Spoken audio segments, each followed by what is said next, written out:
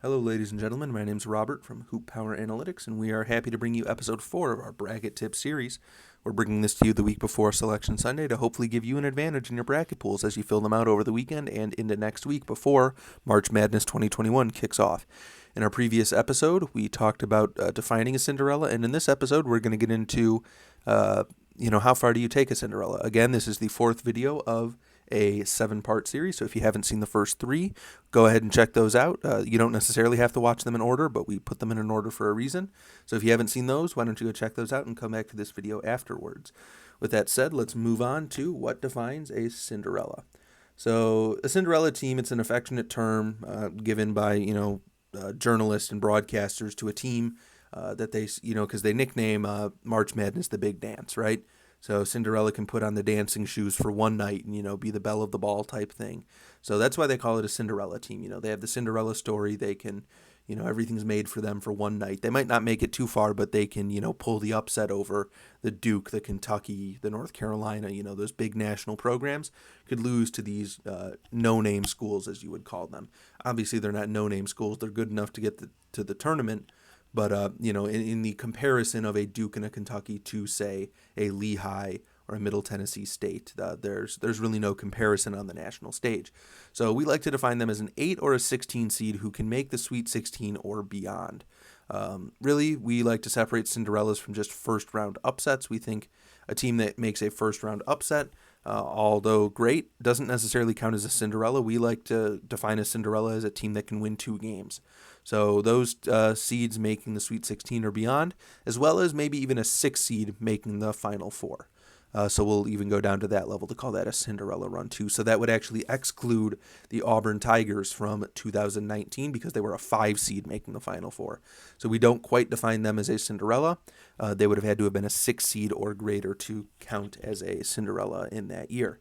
So moving on from there, let's talk about the historical significance of Cinderellas. That picture there is of Jim Valvano, one of the most famous Cinderella stories of all time.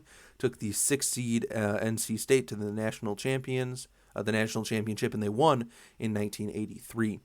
So some more recent ones that some of you might remember. You had Florida Gulf Coast in 2013, going to the Sweet 16. Number 9 seed Wichita State to the Final Four in 2013. Number 10 Davidson with Steph Curry in 2008, going to the Elite Eight. 11 seed VCU to the Final Four in 2011. And then in 2018, the most recent of those, 11 seed Loyola Chicago into the Final Four. That was the same year that UMBC upset Virginia in the first round. So moving on from there, let's look at some numbers and let's dive into how do you identify the Cinderellas in your bracket, and how should you fill it out to hopefully capitalize on these trends. So here's a look at all the Cinderellas that have made the Sweet 16 in the 21st century. So like we said, an 8 seed all the way up to a 16 seed in the 21st century. So that's the last 20 tournaments. So as you can see, there's roughly 2 per year that make there. The only years that didn't have 2 of those seeds were 2019 when there was only a 12 seed, 2009 when there was only one 12 seed, and then 2007 when no 8 seeds or higher made the Sweet 16. So if you look at the numbers, some of the years have 3, a lot of them have 2 teams. Those are the seed numbers listed. I probably should have said that to begin with. But yeah, so if you take just the 1, 2, 3s, and 4s to make it, you're always going to be wrong, more or less, right? You're always going to be wrong because if you look here, there's strong evidence that some double-digit seed or high single-digit seed, an 8 or a 9, makes that Sweet 16 every single year. So you might not be able to interpret the numbers from that, but let's go ahead and take a look at this next slide here, and we sort of sum that up for you. So over the past 20 years, there have been 5 8 seeds, 5 9 seeds, 13 10 seeds, 14 11 seeds, and 10 12 seeds, and et cetera, who have made the Sweet 16. So that might seem weird to some of you. You would think an 8 seed is better than a 10 seed or a 12 seed, and you would be correct. Technically speaking, they are. However, if you think about it, that 8 or 9 seed is going to have to run into the 1 seed in the round of 32 and then thus not make the Sweet 16 because they're playing one of the 4 best teams in the tournament, whereas the 10, 11, and 12, or even 13 seeds will likely have to match up maybe against a 2 or a 3 or a 4 seed, so they're in that, maybe like 10th to 20th best team, and there's more chance for an upset there. So you can see like an 11 seed makes it at 5 times of a higher rate than an 8 or a 9 seed. So on average, each year there are 2.65, so anywhere between 2 and 3 teams in these double-digit seeds or even the 8 and 9 range that make the Sweet 16. So that should tell you don't take none of them, or don't, it might have been a double negative there, but don't select 0 upsets, right? You always want to, and not just in the first round, don't forget upsets after the first round. There will be a couple double-digit seeds, or at least one, maybe 2, 3, even up into 4. If you look at that standard deviation, one standard deviation above the mean, you're looking at 4 double-digit-ish seeds to make it. And the average seed of these guys is 10.47.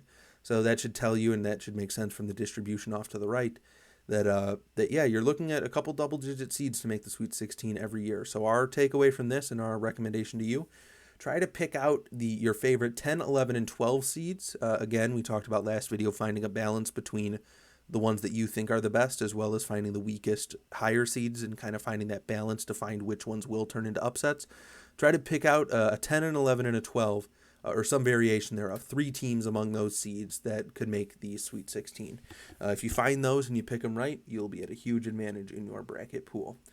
Moving on, we want to look at the same numbers that we looked at before, but for the Elite 8. So these are all of the Elite 8 teams each year, and then the ones in red are sort of our definitions of a Cinderella.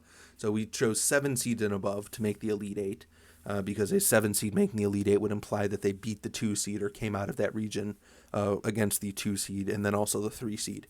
So as you can see, 2007, 2009, 2010, and 2019 saw none of these. Right, so there's a little more frequently that none of these teams make the Elite 8. However, that's still only 4 years. Yeah, 4 years out of the last 20. So a 20% chance that no 7 seed or higher makes the Elite 8. So what we like to see here and what we're really interested in seeing is that some of these years have 3 teams even, like an 11 seed, a 7 seed, and an 8 seed. Some of them just a 7 seed, some just a 10 seed. So really finding that balance, we would, we'll get into this on the next slide, but this shows you that there is evidence that it is not uncommon for these teams, one of these teams, maybe 2, to make the Elite 8. Once they're on a hot run, they can upset whoever. So like you see in 2018 when Loyola made it, there were actually also 2 9 seeds that made it as well. One of those being Kansas State, and I think the other was Xavier, but I'm not entirely sure without the bracket in front of me right now. So again, moving on. We are going to get into this next slide here that shows the statistical breakdown again. So you can see that seed distribution on the right. 7 seeds and 11 seeds have the most frequent, along with 8 seeds. And then 9 seeds and 10 seeds. There were no 13, 14, 15, or 16 seeds to make the Elite 8 over the past 20 years. So we would not recommend you to buck that trend and probably stick with not picking a 13, 14, 15, or 16 seed this year. On average, there are 1.3 of these teams in the Elite 8, so that would make up, just over an eighth of the Elite 8. So pick maybe 1, maybe 2, teams into the Elite 8 from this region of a 7 or above. We would not recommend picking more than 2. We wouldn't recommend picking 0, but we also wouldn't recommend picking 2. We think 1 team. If you find that right 1 team to make it, that'll set you above a huge advantage, right? So our advice there at the bottom, take a 7 seed, maybe an 11 seed. Those are the 2 most common. Maybe an 8 seed, but that 8 seed, again, implies that you have a 1 seed not making it, and that might not be the smartest choice. So again, be careful. We'll talk about later in this series in a later episode about how to identify which 1 seeds and which top seeds are most likely to fail early. So that may be where you want to take that, but just from a flyover view of this and without diving too far into it at this point, look at the 7 seeds, look at the 11 seeds, find one you like, use the principles that we talked about in our last video to find those seeds that you think could make a semi-deep run in this year's tournament. Moving on to our analysis of the Final Four, right? You can see here that it's somewhat rare, especially if you look at that left-hand side in the early 2000s, that first decade, the noughts, if you will. There were only 3 teams that we classified, outside of those top 5 seeds that actually made the Final Four. So 2 of them made it in 2000, 1 made it in 2006, and I believe that was George Mason, and then besides that, nothing. So, but then if you look at the sort of the last decade, it actually became a lot more common. If you, can count them up, there have actually been, 7, 9. So pretty much one a year on average. A couple of years had 2, 2011 and 2014 were definitely upset-ridden years. Both of them won by UConn, coincidentally. So yeah, that's what you're looking at there. You can see that there's evidence that maybe one of these teams, definitely don't pick 2. It can happen, but it's not necessarily the right choice. As you can see in 2019, there were none. In 2012, 2010, there were none. So maybe there's a chance that a team does it, but again, it all depends on circumstance and who they're up against. If that high seed runs into the number 1 seed in the Elite Eight, then they probably, say like the 10 seed runs into the 1 seed in the Elite Eight. That probably isn't going to end up well for them, and they might not make it. Whereas if that 1 seed was already upset and then they're playing, say, like a 5 seed, I don't think that math works out. I think they'd have to play earlier, but you know what I'm saying. Let's say the 5 seed makes the Elite Eight against a lower seed. That lower seed would have more of a chance than against the 1 seed. So moving on to the summary statistics again. On average, there are 0.6 teams that make it each year. So about half of a team, or maybe every other year, a team will make it. Standard deviation of 0.73. That doesn't mean much here. That pretty much just puts you at either 0 team or 1 team. That makes sense. Average seed of those teams making it are an 8.75. So funny enough, the 3 most popular seeds to make it are a 7, 8, and 11. So that backs up what we said on the last side. That 7 seed and the 11 seed, definitely where you look for one of those teams to make the Final Four. The 8 seeds, we believe 3 of those were actually from the earlier half of the century. It seems like the 1 seeds are getting better and better at holding the line into the Final Four, or at least if they do, holding it through that second round and not going down before the Sweet 16, and therefore the 8 seeds don't really have much of a chance to make it like they did in those early 2000s. So with that being said, it's not likely that a Cinderella makes it to the Final Four, but if you are going to choose one, it's really up to you. There's about a 50-50 chance in the grand scheme of things that one does make it. It's likely to only be 1 team, so look for that 7, 8, or 11 seed that you really like. Maybe steer away from the 8. Like we said, we sort of advise against it because those numbers are inflated by some early 2000s upsets over 1 seeds. So look at the 7 and 11, see who they're going up against in the Elite 8. If it makes sense, if they're not going up against, say, a Gonzaga, then it might make sense to carry them that 1 extra round. But again, this one, we're not recommending it. We're not recommending taking a 7 or an 11 seed through.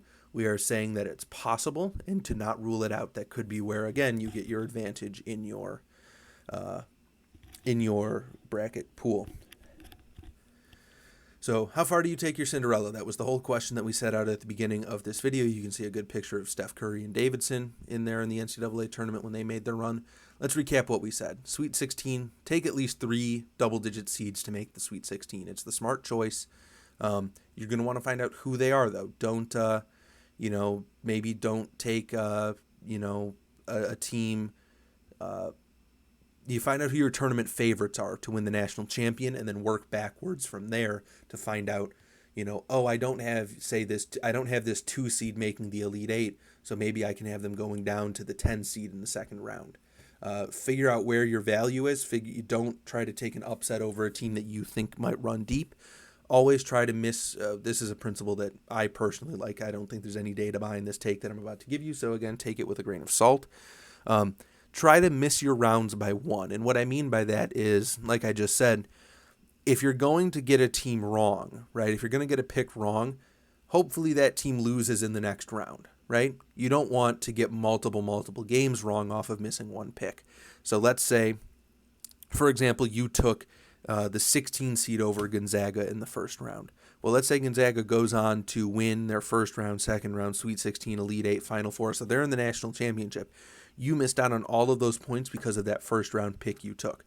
Whereas if you're going to miss games. Everyone's going to miss games. If you can limit those missed games to teams that will only win that game and then lose in the next round, you will be in a lot better position than losing out on multiple outcomes of games because you missed the team, for multiple rounds.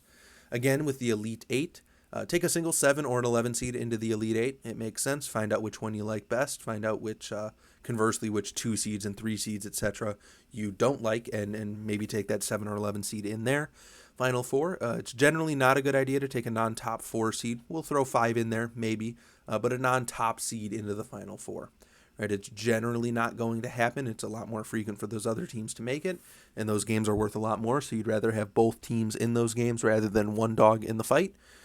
So anyways, that's sort of our recap of what we discussed today. Again, my name has been Rob from Hoop Power Analytics. This has been Bracket Tips. This, again, is a 7-video series. This is episode 4. We have 3 more episodes coming out throughout the week up until Selection Sunday. So stay tuned. Make sure you like and subscribe. Make sure you drop us a follow on Twitter and Instagram, where you will find the most up-to-date and best takes on college basketball throughout this March Madness season. My name's Rob, and thank you for watching.